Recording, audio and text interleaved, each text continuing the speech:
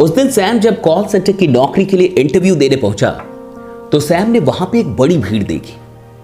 उस बड़ी भीड़ को देख के सैम अंदर ही अंदर सहम गया और ईश्वर से यह प्रार्थना करने लगा कि कैसे भी उसे यह नौकरी मिल जाए। दरअसल हाल ही फिलहाल में सैम ने एक बिजनेस प्लान देखा था और उस प्लान के अंदर लाखों रुपए कमाने की संभावना देखी थी। सैम चाहता था कि कैसे भी वो उस बिजनेस को शुरू कर पाए, लेकिन प्रॉब्लम यह थी कि उस बिजनेस को शुरू करने में 10,000 रुपए लगने थे और सैम अपनी मां से वो 10,000 रुपए नहीं मांगना चाहता था। दरअसल जब सैम की उम्र महज 5 वर्ष थी तभी एक ट्रेन हादसे में सैम के पिता का देहांत हो गया था और उसकी मां कोई बहुत बड़ा काम नहीं करती थी, वो छोटे मोटे कामों को करके परिवार को कैसे भी चला रही थी। सैम नहीं चाहता था कि मां पे कोई प्रेशर बने और वो मां से 10,000 रुपए लेके कोई बिजनेस शुरू करे, इसलिए स्वयं वो कोई नौकरी करना चाहता था, पैसे कमाना चाहता था और चाहता था कि कैसे भी वो 10,000 रुपए अरेंज कर ले। खैर भगवान ने सैम का साथ दिया और फाइनली सैम को वो नौकरी मिल गई। कॉल सेंटर में उसका सिलेक्शन हो गया। सैम काफी खुश था और वो 30 दिनों के बीतने का इंतजार कर रहा था। वो रोज एक एक दिन गिन रहा था कि कैसे ये 30 दिन बीत जाए, उसे सैलरी मिले और वो उस बिजनेस की शुरुआत कर पाए, क्योंकि सैम की जिंदगी में लाखों रुपए काफी अर्जेंट थे। उसे उन लाखों रुपयों की बहुत अधिक आवश्यकता थी। लेकिन यहां भी एक प्रॉब्लम थी। उसे जो सैलरी मिलने वाली थी वो महज 6,000 रुपए ही थी और उसे बिजनेस को शुरू करने के लिए 10,000 रुपए चाहिए थे।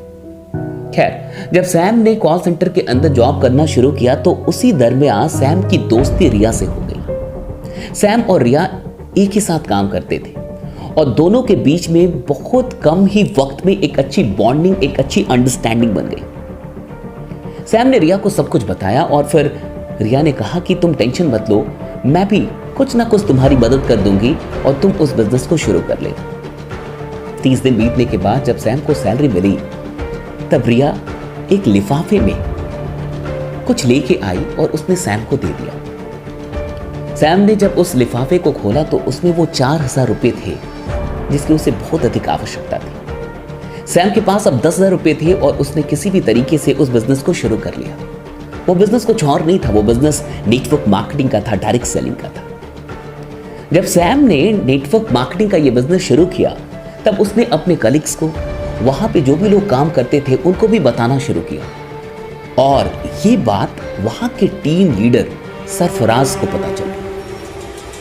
सरफराज को पहले से ही सैम और रिया के बीच में जो बॉन्डिंग बन रही थी वो अच्छी नहीं लग रही थी। सरफराज नहीं चाहता था कि रिया सैम की दोस्त बने और वो कोई मौका खोज रहा था, सैम की गलती खोज रहा था कि वो कैसे सैम को यहां से बाहर निकाल पाए। सरफराज को कुछ लोगों ने बता दिया कि सैम उन्हें किसी जुड़ने जोड़ने वाले, फंसने फंसाने वाले प्लान में फंसा रहा है। जब सैम की ये बात सरफराज को पता चली तो सरफराज को मौका मिल गया और उसने उसकी शिकायत करके किसी भी तरीके से षड्यंत्र रच के वहां से सैम को निकाल दिया। जब सैम वहां से निकला तो रिया वही थी और सरफराज ने अपने तेज दिमाग से रिया को भी नेगेटिव करने की कोशिश की सैम के प्रति। उसने रिया को बहुत अच्छे तरीके से समझाया कि सैम एक गलत काम में फंस चुका है और अब ये जिंदगी में कुछ भी बड़ा नहीं कर पाएगा और इसकी जिंदगी बिल्कुल बर्बाद हो चुकी है। क्योंकि सरफराज वहां का टीम लीडर था तो वो कहीं ना कहीं सीनियर था, उसकी इनकम भी अच्छी थी, लेकिन फिर भी रिया और सैम के मन में एक दूसरे के प्रति चाहत पैदा हो चुकी थी। वो दोनों एक दूसरे को चाहने लगे थे। रिया इतनी आसानी से ये बात नहीं मानना चाहती थी, लेकिन फिर भी सरफराज के बताने पे रिया के दिमाग में भी नेगेटिविटी आ चुकी थी। सैम ने रिया को एक बार मिलने के लिए बोला और सैम ने कहा कि तुम एक बार बस मिलने आओ और मुझसे ये समझ लो कि आखिरकार मैं क्या कर रहा हूं।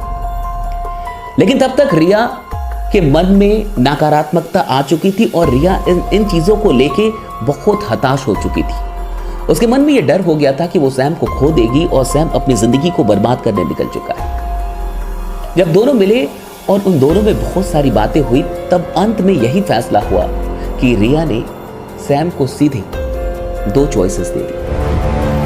या तो तुम अपने बिजनेस को कर लो, इस नेटवर्क मार्केटिंग को कर लो, और या तो तुम मेरी दोस्ती रख लो। सैम, जिसके मन में रिया के प्रति एक सॉफ्ट कॉर्नर पहले से था, और चूंकि रिया ने उसकी सहायता भी की थी पैसों से, सैम रिया को खोना नहीं चाहता था। लेकिन रिया ने उसे यही ऑप्शन दिया था कि तुम इस काम को छोड़ के आओ, वहां पे सॉरी बोलो और फिर से नौकरी को ज्वाइन कर लो। लेकिन सैम बिना कुछ बोले, चूंकि सैम इसके लिए बिल्कुल तैयार नहीं था, उसकी जिंदगी में कुछ और चल रहा था, वहां से सैम उठता है और चला जाता है। वो रिया को कुछ भी नहीं बोलता है। फाइनली रिया को यह समझ में आ जाता है कि सैम की जिंदगी में उसकी कोई वैल्यू नहीं है, और फिर सैम पलट के आता भी नहीं है। सैम अपने काम में लग जाता है, और 7-8 महीने काम करने के बाद वो उस स्थिति में पहुंच जाता है जहां उसे लाखों रुपए अब आ रहे थे। उसने अपने अपलाइन से पहले ही कहा था कि मुझे 6 महीनों के अंदर 4-5 लाख रुपयों की बहुत अधिक आवश्यकता है, और मुझे कैसे भी कमाना है। आप मुझे बताइए मुझे क्या करना होगा, कितनी मेहनत करनी होगी, मैं सब कुछ करने के लिए तैयार हूं, लेकिन मुझे ये पैसे चाहिए। 7 से 8 महीने बीतने के बाद उसके एक अपलाइन ने सैम से पूछा कि सैम, अब तुम्हारे मां की तबीयत कैसी है? दरअसल सैम की मां एक बड़ी बीमारी से गुजर रही थी, और सैम को डॉक्टरों ने कहा था कि अगर आने वाले 6-7 महीनों के अंदर सैम 4 से 5 लाख रुपए अरेंज नहीं कर पाता है तो शायद वो अपनी मां को फिर कभी देख नहीं पाएगा। यही कारण था कि उसने उस दिन रिया से कुछ भी नहीं बोला था और अपने काम पे फिर भी फोकस किया था। सैम ने कहा कि अब मेरी मां बिल्कुल ठीक है, खतरे से बाहर है, डॉक्टरों का ऐसा कहना है, लेकिन अभी भी कुछ महीने और लगेंगे उनको पूरी तरीके से ठीक होने में। सैम महीने में 2 से 3 बार हॉस्पिटल अपनी मां को लेके जाता था। इधर देखते ही देखते 12, 13, 14 महीने हो गए, और तब तक अचानक से दुनिया में लॉकडाउन लग गया, और इस लॉकडाउन में बहुत सारे बिजनेस ठप हो गए, बहुत सारी कंपनियां बंद हुई, और उसी में वो कॉल सेंटर भी बंद हो गया जिसमें रिया, सरफराज और कभी सैम काम किया करते थे। सरफराज तब तक रिया के काफी क्लोज आ चुका था, और रिया से वो लगभग 1.5-2 लाख रुपए ले चुका था।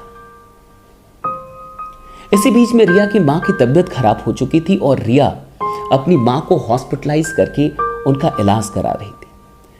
रिया के पास जितने भी पैसे थे वो सारे पैसे लग चुके थे, और 1 से 2 दिनों के अंदर मां ठीक होके अब वहां से डिस्चार्ज होने वाली थी। तब उसने सरफराज को कॉल करके ये सारी बातें बता दी थी कि उसे शायद लाखों रुपए लगने वाले हैं, तो प्लीज सरफराज उसका पैसा कम से कम वापस कर दे ताकि वो मां को डिस्चार्ज करा लेगी।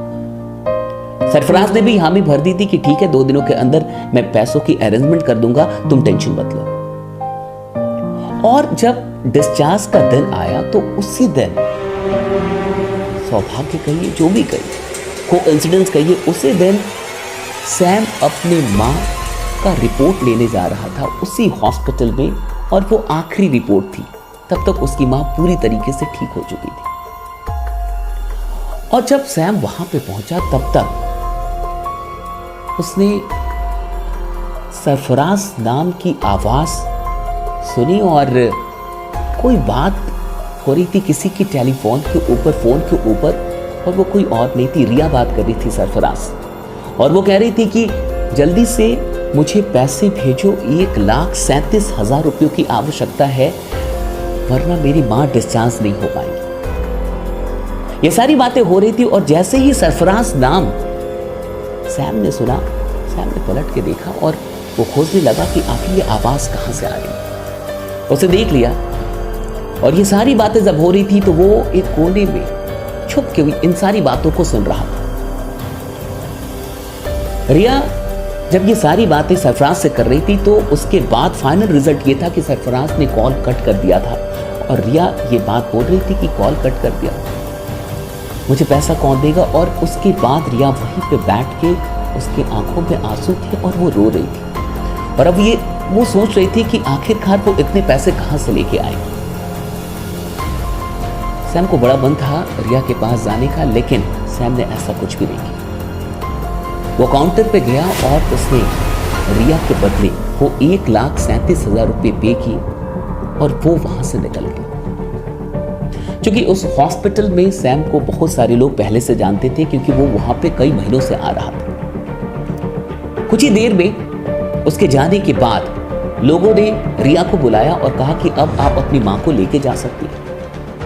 रिया काफी स्तब्ध थी, रिया को कुछ समझ में नहीं आ रहा था, वो बिल्कुल शॉक थी।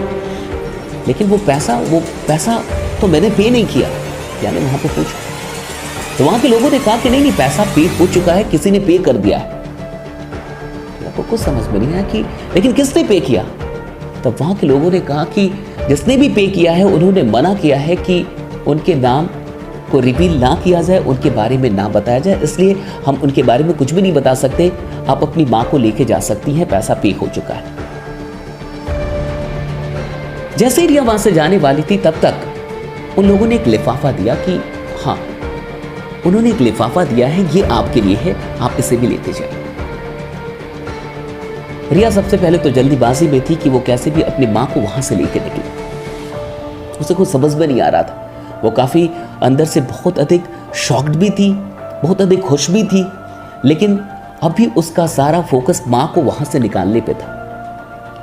मां को जब कैब में लेके वो जा रही थी तब बीच रास्ते में ही उसने सोचा कि वो लिफाफा जो उसे मिला है, जो उस इंसान ने दिया था, वो उसे खोल के एक बार देख ली। और जाते जाते उसी कैब के अंदर जब वो लिफाफा खोलती है तो उस लिफाफे में कुछ पैसे होते, कुछ रुपये होते, और जब वो उन रुपयों को गिनती है तो वो 4000। अचानक से उसे कुछ याद आने लगता है और 4000 रुपये, पहले तो उसे कुछ समझ में नहीं आता, लेकिन लिफाफा, 4000 रुपये, कुछ ही देर में उसे सब कुछ समझ में आ जाता है कि ये कभी 1 साल पहले ऐसा ही लिफाफा और ऐसे ही लिफाफे में 4000 रुपये उसने किसी को दिया था। वो समझ जाती है कि ये जो पैसे पे हुए हैं, ये जो पैसा किसी ने दिया है उसकी मां के लिए, ये कोई और नहीं था, यानी वहां सैम था। सैम वहीं कहीं था और वो सारी बातों को सुन रहा था। आगे क्या हुआ वो कभी और। लेकिन आपको ये कहानी कैसी लगी मुझे कमेंट करके जरूर बताइए। हमें आपको एक बात बताना चाहता हूं, अगर आप नेटवर्क मार्केटिंग कर रहे हैं या फिर नहीं कर रहे हैं, नेटवर्क मार्केटर्स कई बार ऐसा लगता है कि बड़े र्यूड होते हैं। वो अपने काम को ही सबसे अधिक प्रायोरिटी देते हैं। वो कई बार आपको ऐसा लगेगा कि वो रिश्तों को भूल जाते हैं या फिर रिश्तों को इग्नोर करते हैं, लेकिन ऐसा नहीं होता। आप सबकी कहानी नहीं जानते, किसकी जिंदगी में क्या चल रहा है एग्जैक्टली हम और आप नहीं जानते। मैं बस आपसे इतना ही कह सकता हूं कि नेटवर्क मार्केटर्स दिल से बड़े अच्छे होते हैं और वो हमेशा लोगों की फिक्र करते हैं। फिर चाहे कोई दोस्त उनका रूट क्यों ना गया हो, फिर रिश्तेदार उसको इग्नोर क्यों ना कर चुके हो, लेकिन फिर भी इन सब लोगों के लिए उसके दिल में एक मोहब्बत होती है, एक सम्मान हमेशा होता है और वो हमेशा चाहता है कि वो लोगों के काम आए। अगर आपका भी दोस्त या कोई रिश्तेदार नेटवर्क मार्केटिंग कर रहा है और किसी कारणवश आप उसे इग्नोर कर रहे हैं, तो मैं आपसे सिर्फ इतना ही कहूंगा कि इस कहानी को फिर से सुनिए और मैं सबसे ये रिक्वेस्ट करूंगा कि इस कहानी को सिर्फ अपने तक मत रखिए, इसे और लोगों तक पहुंचाइए, इसे शेयर कीजिए। फिर मिलते हैं अगली कहानी में। बने रहिए, जमे रहिए, क्योंकि आपका जीतना सुनिश्चित है। Thank you so much.